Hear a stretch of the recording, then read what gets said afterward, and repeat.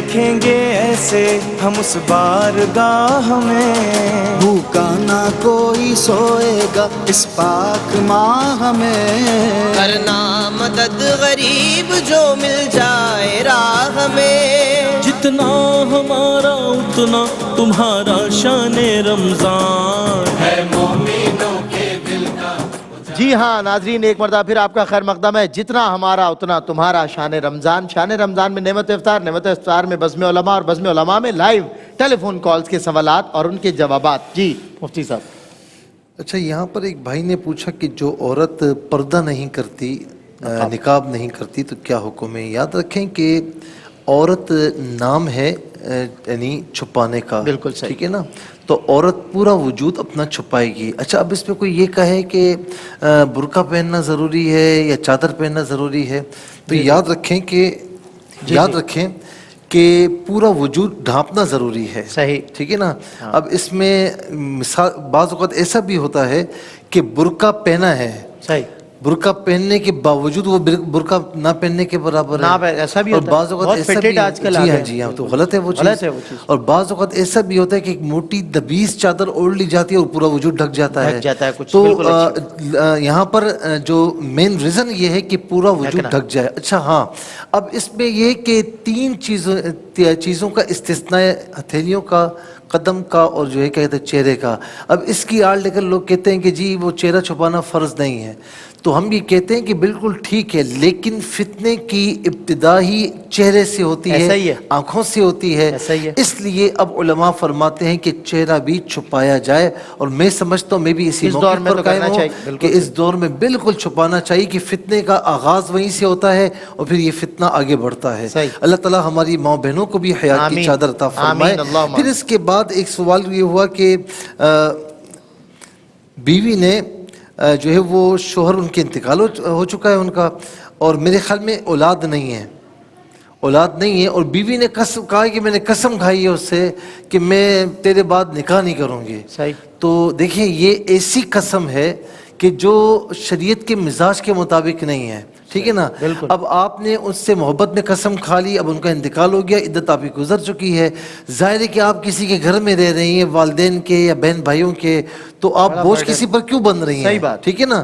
تو اور شریعت نے آپ کو نکاح کا حق عطا فرمایا ہے، تو لہٰذا اگر قسم توڑتی ہیں تو اس کا کفارہ آپ کو دینا ہوگا، 10 مسکینوں کو 2 وقت کھانا کھلانا ہوگا، یا 3 دن پیدر پہ روزے رکھنے ہوں گے، کفارہ ادا کیجیے، کہیں نکاح ہوتا ہے تو بالکل کیجیے۔ بالکل اچھی بات، اور اس کو جو ہے اس معاملے کو بھی پروموٹ کرنا چاہیے کہ قسم کھا کے پھر وہ بیٹھی رہے، تو یہ تو برڈن والی بات ہے۔ جی مفتی صاحب۔ جی، ایک جو ہے وہ بہن نے یہ سوال پوچھا کہ ویسے ہم نے سنا ہے، مشہور یہ ہے کہ قرآن مجید فرقان حمید کا نزول 23 برس کے عرصے میں تھوڑا تھوڑا ہوا ہے، جبکہ سورہ قدر کے اندر یہ فرمایا گیا کہ انا انزلناہ فی لیلۃ القدر، کہ بے شک ہم نے اسے شب قدر میں نازل کیا، تو دونوں میں کیسے تطبیق ہوگی؟ تو دیکھیں، ایک ہوتا ہے انزال اور ایک ہے تنزیل۔ انزال کا معنی ہوتا ہے یک بارگی نازل کرنا، اور تنزیل کا معنی ہوتا ہے تھوڑا تھوڑا کر کے نازل کرنا۔ قرآن مجید کے لیے دونوں مادے جو ہے خود قرآن میں ہی استعمال ہوئے ہیں، جیسے انا انزلناہ کے اندر انزال سے لیا گیا سیگا، دوسری جگہ تبارک الذی نزل الفرقان علی عبدہ لیکون للعالمین نذیرا، وہاں نزل تنزیل سے لیا گیا ہے۔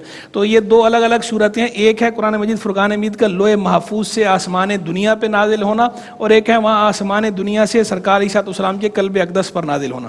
جو سرکار عیسیٰ علیہ السلام کے قلب اقدس پر نزول حضرت جبریل علیہ السلام فرشتے کے واسطے سے، یہ نزول جو ہے 23 برس کے عرصے میں تھوڑا تھوڑا کر کے ہوا ہے، اور وہ جو شب قدر میں جس نزول کی بات ہو رہی ہے وہ انزال کی بات ہو رہی ہے، یک بارگی نازل کرنے کی، یعنی لوح محفوظ سے آسمان دنیا پہ نازل فرمایا شب قدر میں۔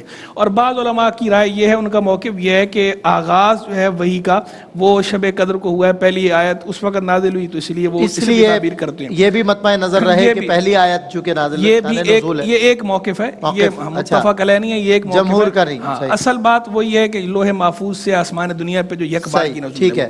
پھر ایک جو ہے وہ بھائی نے سوال پوچھا کہ آج سے 7 برس پہلے اپنے شوہر سے بحالت مجبوری کورٹ کے ذریعے طلاق لے لی تھی خاتون نے، اب کیا حکم ہے؟ کورٹ کے ذریعے طلاق لی، اب کیا دوبارہ وہ آپس میں پیچ اپ کرنا چاہتے ہیں تو کیا طریقہ کار ہوگا؟ پہلے بھی ہم نے اس دن بھی یہ مسئلہ واضح کر دیا تھا کہ کورٹ کے اندر جو طریقہ کار ہوتا ہے، ایک طریقہ یہ ہوتا ہے کورٹ میں خلا کا کہ وہ سمن جاری کرتے ہیں، شوہر آتا ہے اور شوہر سے کہلواتے ہیں یا لکھواتے ہیں یا سائن کرواتے ہیں. اگر شوہر نے کہہ دیا یا لکھ دیا یا سائن کر دیا پھر تو خلا ہو گیا، کیونکہ یہ طلاق بائن ہوتی ہے. اور ہمارے ہاں سیدھا سیدھا ضابطہ ہے، خود قرآن مجید فرقان حمید میں بیان ہوا، وَبِيَدِهِ عُقْدَةُ النِّكَاحِ، مرد کے ہاتھ میں نکاح کی گرہ ہے، وہ کھولے گا تو کھلے گی ورنہ کھلا نہیں ہوتا. ایک طریقہ کورٹ کا یہ ہے، یہ طریقہ تو بالکل درست ہے. دوسرا طریقہ یہ ہے کہ جناب شوہر زبان سے نہیں کہتا، لکھتا بھی نہیں ہے، سائن بھی نہیں کرتا، کورٹ یک طرفہ ڈگری جاری کر دیتا ہے کھلے کی. یہ جو یک طرفہ ڈگری جاری کرنا ہے اس سے طلاق واقع نہیں ہوتی. ہاں بعض صورتوں میں قاضی کو فسخ نکاح کی اجازت ہوتی ہے، لیکن فسخ نکاح یا تنسیخ نکاح کی بھی کچھ شروط ہیں، اس کا بھی ایک کرائٹیریا ہے. تو بعض اوقات وہ ججز سارے اس طرح کے نہیں ہوتے. اچھا کیجولی 3 سمن والی جو بات ہے کہ وہ وہاں سے بہت شد و مت سے ان پہ سب و شتم ڈھایا گیا. میں کہہ رہا ہوں 3 ہو یا 1 ہو، شوہر نے اگر کیا ہے تو ہوئی، شوہر نے اگر نہیں کیا تو خلا سرے سے ہوا ہی نہیں. جب خلا سرے سے ہوا ہی نہیں، 8 برس بیت گئے، پھر بھی 8 برس بیتے ہیں یا 80 برس بیت جائیں، جب خلا ہوا ہی نہیں، طلاق بائن ہوئی نہیں تو وہ پیچپ ہو سکتا ہے.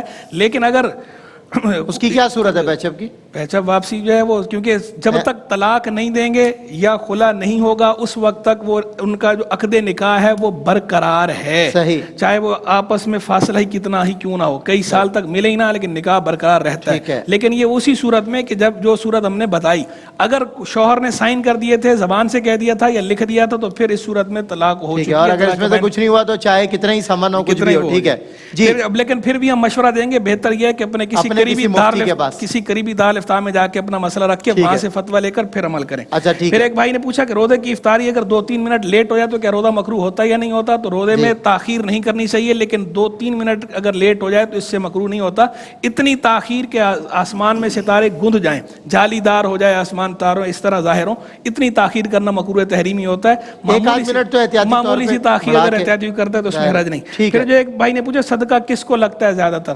صدقہ ایک صدقہ واجبہ، ایک صدقہ نافلہ ہے. صدقہ نافلہ تو کسی کو بھی دیا جا سکتا ہے. صدقہ واجبہ کے اندر بہرحال جو شریف فقیر ہے صدقہ واجبہ اسی کو دیا جا سکتا ہے. اور شریف فقیر وہ ہے کہ جس کے پاس قربانی کا نصاب بھی نہ ہو، زکوٰۃ کا نصاب بھی نہ ہو، قربانی کا نصاب، یعنی حاجت اصلیہ سے زائد اس کے پاس اتنا مال نہ ہو. کسی برابر ہی چلتا ہے اگر بڑے جانور کی بات کی جائے. نہیں، ہم فرق یہ کرتے ہیں کہ زکوٰۃ مخصوص اموال پر ہوتی ہے، ہر قسم کے مال پر نہیں ہوتی. لیکن قربانی کا جو نصاب ہے وہ ہر قسم کے سامان کو شامل کیا جاتا ہے، پراپرٹی بھی شامل ہوتی ہے.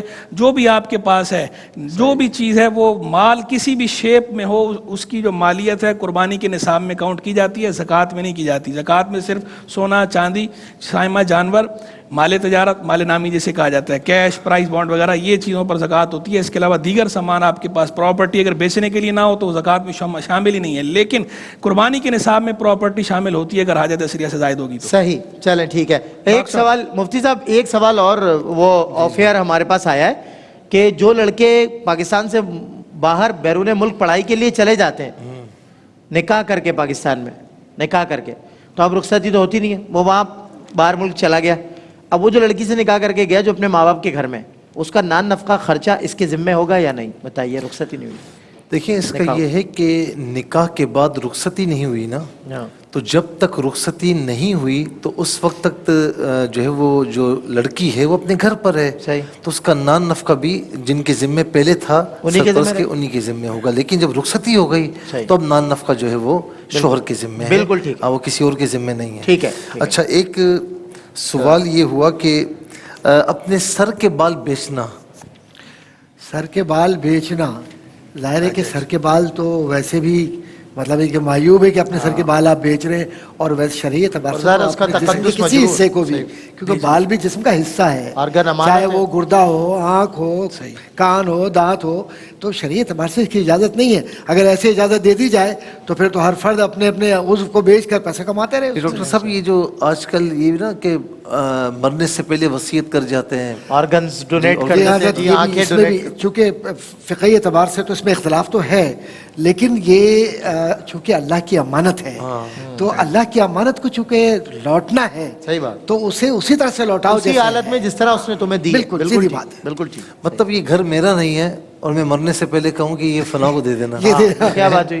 یہ تو پھر یہ ایسی بات ہوگی نا حضرت کہ کسی کے دروازے پہ کھڑے ہوئے حلوائی کی میرے تیرے دکان نام نانا الاٹ جی کی کر دیا. وہی والی بات ہوگی. حلوائی کی دکان نانا جی کی فاتح. یہ ایسا ہی اس میں جو ہے وہ چونکہ جادو کے اندر بھی بہت زیادہ استعمال جی ہوتے ہیں یہ بال وغیرہ, ہاں اس میں بھی احتیاط بطور خاص نہیں بیچنا چاہیے. بالکل صحیح. نہیں بلکہ علماء نے بعض بزرگوں نے تو یہ بھی منع کیا ہے کہ جسم کے ایسے کپڑے جس کو آپ سمجھتے ہیں کہ اس میں خطرہ ہے کہ خدا نخواستہ کوئی جادو کر دے گا اس پر, یا ایسے کہ کہیں نہ کہیں دفنا دے گا قبر وغیرہ میں, تو بہتر ہے کہ پھر ایسی چیز کو نہ دے کسی کو بھی. اچھا ایسا بھی ہے قریبی کوئی ہو وہ استعمال کر لے. ایسے بہتیرے لوگ عینی شاہد ہمارے پاس آئے, انہوں نے کہا کہ بظاہر بڑے نمازی پرہیزگار متقی ہیں لیکن لگے ہوئے ہیں تعویذ گنڈوں میں. کوئی کام اللہ تعالیٰ معاف فرمائے. اچھا چلیں جو مسئلہ حضرت نے بتایا نا بالکل بہترین طریقے سے حضرت نے مکمل فرما دیا ہے. لیکن یہاں پر کوئی فون کرتا ہے نا تو وہ کرتا ہے ایک طرفہ, ہمیں نہیں پتا ہوتا کہ آگے جو دوسری طرف ہے وہ کیا ہے. ٹھیک ہے نا. قبلہ مفتی صاحب بھی ماشاءاللہ فتویٰ دیتے ہیں, میں بھی دیتا ہوں, ہمارے یہاں بھی کوئی نکاح کا, طلاق کا, وراثت کا تو ہم اس وقت تک نہیں دیتے فتویٰ جب تک دوسرا فریق نہ آئے. بالکل ٹھیک ہے نا, کیونکہ بڑے معاملات خراب ہو جاتے ہیں. بالکل صحیح. تو اس لیے مفتی صاحب نے بالکل صحیح فرمایا کہ آپ وہیں پر کسی مفتی سے رابطہ فرمائیں.